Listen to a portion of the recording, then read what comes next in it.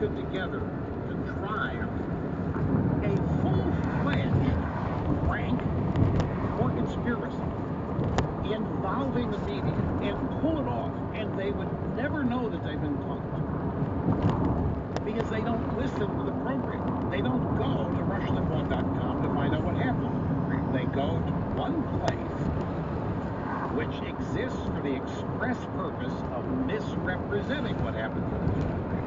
Ergo, I see the picture of Mrs. Obama in the diplomatic reception room, and I'm sure it took a bunch of different takes to get her facial expression just right, the proper mixture of solemnity and concern and deep caring, with the sign, the hashtag, bring back our girls.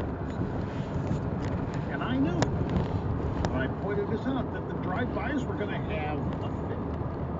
And once again, they would all be talking about the insensitivity of Rush Limbaugh and the backwardness and the just refusal to adapt to a changing world. Rush Limbaugh just doesn't understand things.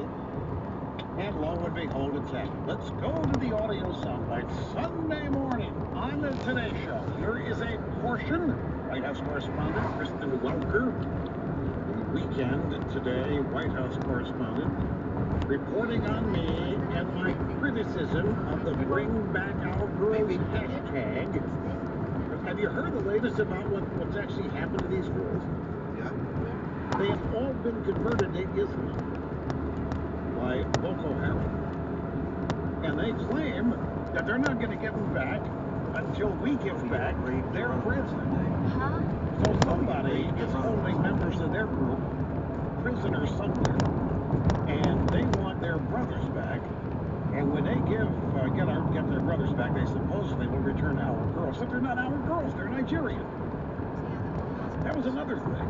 And that's insensitive to point out too, because we're all citizens of the world.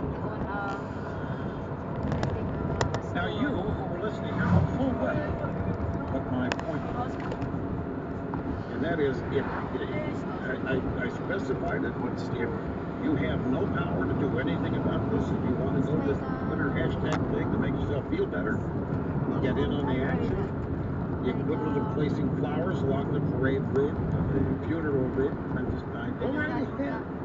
But if you in any way represent the administration of the United States, the government, and you do this hashtag, then it's pathetic. It is absolutely pathetic, and it's inconsequential. It's not going to matter if it's except. See, I told you. One way. And it's all about intentions and showing That's taking too long. on the left get behind their Twitter hashtag campaign, and they get credit for caring. Why? You want to go home? Huh? Do you want to go home, Crystal? Right. So all I would have to do to care is get behind this Twitter hashtag. And what would it accomplish? Nothing. Nothing from the objective. I mean, if the objective is to get the girls back, getting behind a hashtag campaign on Twitter isn't going to do it. And holding up a picture of the hashtag, wherever you are, in the White House, on the battlefield in Afghanistan, I don't care where you are, it isn't going to matter who it is. But you're going to send the message to you care.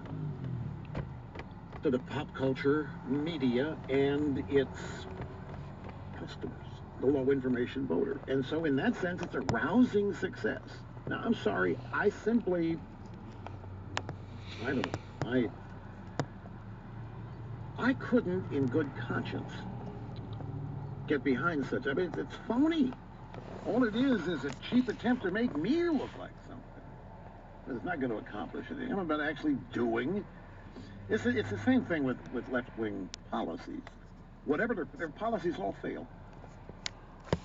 I don't care what it is. Obamacare, you name it. Everything they've tried in this regime has failed. It's an abysmal failure in terms of accomplishing what they claim they want to accomplish. But it doesn't matter because they're trying. You see, they care enough. You have a friends. What? All friends in New York? Relatives.